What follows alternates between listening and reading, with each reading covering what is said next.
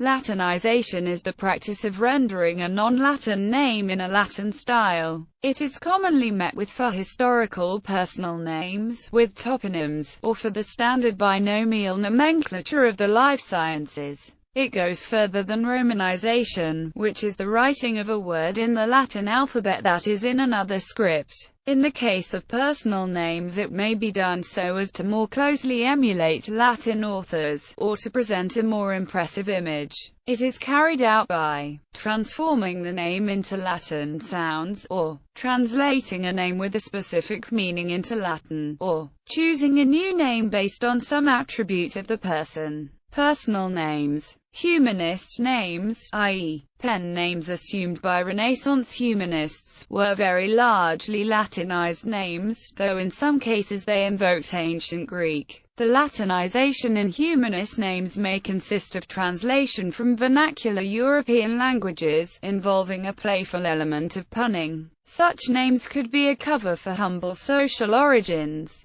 Latinization is a common practice for scientific names. For example, Livingstone, the name of a palm, is a Latinization of Livingston. Place names. Latinization is also common for place names, as a result of many early textbooks mentioning the places being written in Latin. Because of this, the English language often uses Latinized forms of foreign place names instead of Anglicized forms or the original names. Examples of Latinized names for countries or regions are Estonia, Ingria, Livonia. Historical background. Until modern times, it was common in most cultures to translate names into the language being used with little regard for the culture from which the name came. During the age of the Roman Empire, translation of names into Latin or Greek was common. Additionally, Greek substantives, particularly proper nouns, could easily be declined and Latinized with minimal modification of the original word.